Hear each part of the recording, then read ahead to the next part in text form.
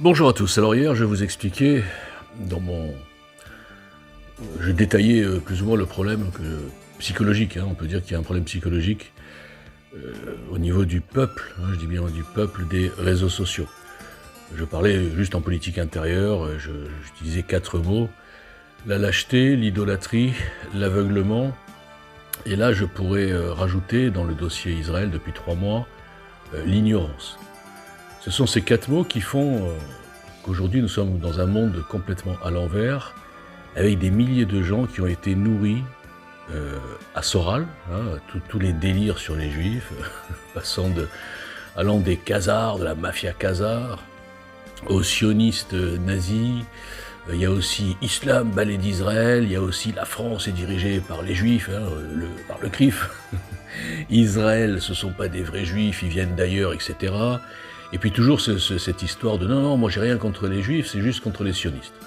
On a beau leur démontrer que 95% des juifs du monde sont sionistes dans le sens, oui, il est normal, logique, humain, tout ce que vous voulez, que le peuple juif ait un petit bout de terre sur cette planète, et notamment le sien, millénaire. Alors même ça, c'est contesté, évidemment. Le révisionnisme et le négationnisme est une maladie qui touche absolument tous les dossiers où il y a des juifs dedans. On a bien vu que même le pogrom du 7 octobre, avec des images fournies par les auteurs eux-mêmes, par les barbares, eh bien non, il y en a qui disent non, il ne s'est rien passé, on n'a pas vu assez de corps. Ils sont tellement habitués aux Palestiniens qui instrumentalisent le corps de leurs enfants qu'ils voudraient qu'Israël ait la même indécence. Bon. Donc moi ce que je vois, c'est que sur chaque fil, il y a, que ce soit même sur Facebook, sur Twitter, enfin bref, partout où je passe, il y a toujours une vingtaine, une cinquantaine de gens complètement lobotomisés, des fois sous leur vrai nom, des fois sous pseudo, qui viennent poser leur crotte, j'appelle ça poser leur crotte, avec une petite saloperie sur les juifs, et donc découlant bien sûr du lavage de cerveau qui a été fait depuis plus de 20 ans, ça s'appelle une propagande antisémite, il faut le dire, anti-sioniste, ça c'est le déguisement, et donc globalement anti-Israël. Alors ce qui est extraordinaire, c'est que tout ça se passe dans un pays, je parle de la France, qui est en phase d'islamisation, il faut le dire, où tous les dossiers d'ensauvagement, d'insécurité, d'attentats, de non-laïcité, c'est-à-dire de détournement de la laïcité, d'abus d'une communauté, de pression, vient des mêmes que le Hamas, on peut le dire. Je ne parle pas bien sûr des musulmans au sens large, je parle des prosélytes, je parle des agressifs, je parle de ceux qui veulent nous imposer leur code. Eh bien c'est dans ce pays, la France, que nous avons donc une majorité extrêmement puissante, en tout cas sur les réseaux sociaux, qui défend donc les barbares du Hamas. Barbares du Hamas qui ne cachent pas leur volonté, ils le disent à la tribune, d'éradiquer complètement, d'exterminer tous les juifs, bien sûr de détruire Israël, ça c'est la base, mais donc on est donc face à quelque chose d'extraordinaire où des gens qui sont eux-mêmes ciblés, détestés, haïs et conquis par cette idéologie qui est l'islamisme, eh bien, défendent cette idéologie parce qu'on les a tellement montés contre les juifs sataniques, etc., qu'ils préfèrent encore se faire islamiser concrètement, physiquement, tous les jours. On le voit où la France change même de visage à tous les niveaux. Eh bien, ils préfèrent ça que d'être neutre. Par exemple, ils pourraient être neutres, quand on n'y comprend rien, comme 90% de ceux qui se positionnent sur ce dossier. On ferme sa gueule, en général. Bon, eh bien non, ils préfèrent aller avec l'émeute, avec la foule, avec la majorité. Parce que vous comprenez bien que si en France il y avait 12 millions de juifs, disons une communauté similaire aux musulmans au sens large, qui étaient bien sûr impliqués dans 90% ou 80% de l'insécurité, de l'ensauvagement, de la violence, qui étaient à 70-80% dans les prisons, qui peuplaient 70-80% des prisons, je parle des musulmans au sens large toujours, qui étaient agressives, qui étaient menaçantes, qui étaient insultantes, voilà, on le voit tous les jours, et même, je veux dire, on voit bien que toutes les menaces, etc., ça vient toujours des mêmes, que ce soit contre des anonymes, comme moi, enfin des anonymes, moi je suis pas anonyme, j'ai mon nom, mais je veux dire contre des inconnus plutôt, voilà, contre des inconnus, que contre des gens connus, que contre des élus, des agressions, etc., ou même des policiers, tout va bien.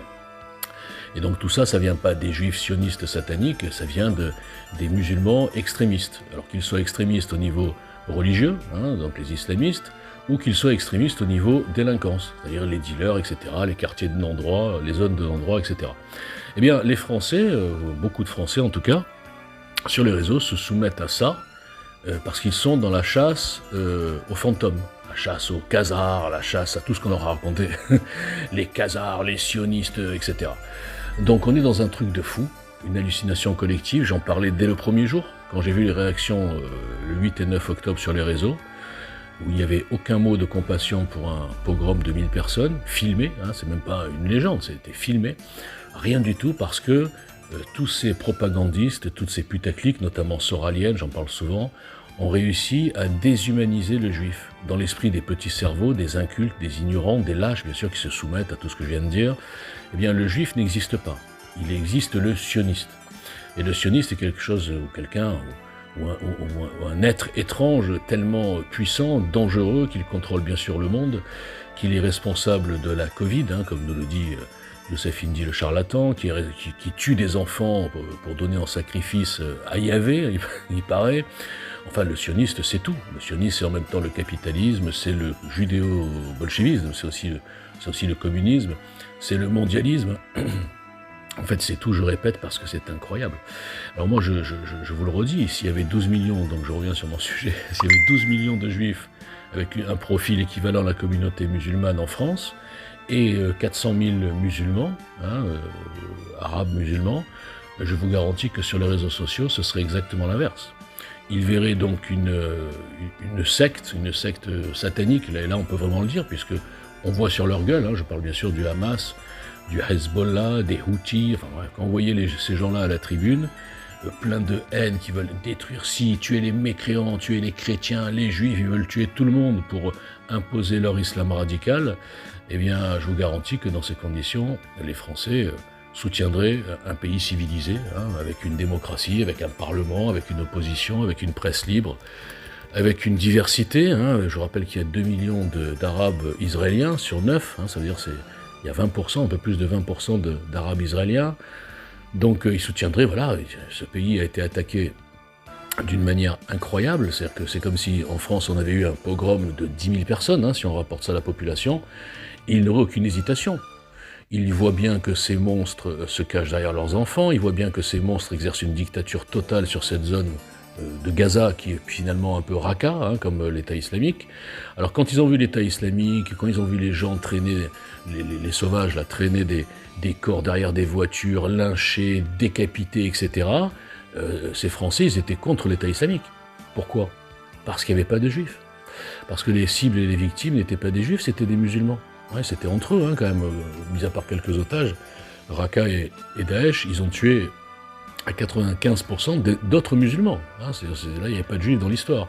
Donc là, les gens étaient solidaires. Mais comme là, les victimes ou les cibles sont les juifs, bah là, non. Les juifs, c'est pas des humains, c'est des sionistes, on vous a dit. Ah ouais, c'est vrai. Donc c'est absolument écœurant. Je n'arrive pas à comprendre comment cette propagande, cette lobotomisation a réussi en 20 ans, en 30 ans, sous l'impulsion des frères musulmans, avec la complicité bien sûr des autorités. Et là, il faut voir le plan numéro 1 et le plan numéro 2, que j'explique, que je suis seul à expliquer depuis des années.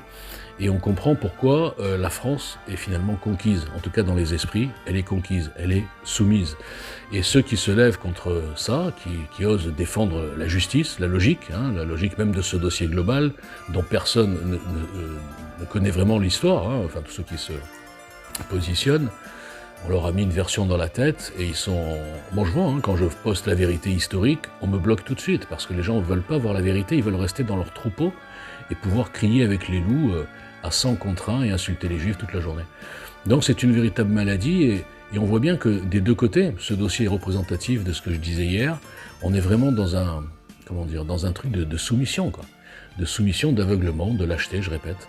Et on ne peut pas libérer un pays quand ce peuple est à moitié soumis à ses envahisseurs, il faut dire la vérité, en tout cas ses envahisseurs idéologiques, qui sont infiltrés partout, hein, dans les syndicats. Il y a même un parti aujourd'hui, on peut dire que c'est un parti islamique, Je parle de France Insoumise, les communistes c'est pas loin, NPA, la CGT, les médias, vous avez 80% des médias et des journalistes, pourtant c'est des journalistes, qui sont complètement ignares sur le dossier, qui prennent bien sûr la position des victimes, hein, c'est les petites victimes, c'est-à-dire que les musulmans, les arabes sont toujours des victimes, vous remarquez, c'est toujours eux qui agressent, qui attaquent, qui imposent, etc., mais ce sont eux les victimes.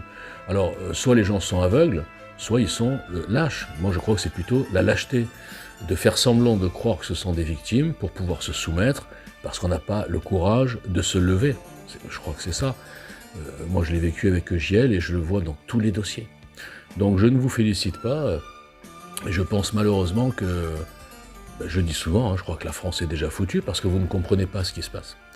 Vous ne comprenez pas que le plan numéro 1 du Grand Reset, européo-mondialiste, je dirais, avec option wokisme, etc., utilise et instrumentalise l'islam, qui est le plan de l'islamisation, pour casser la nation, les nations, pas que la France, les nations occidentales chrétiennes.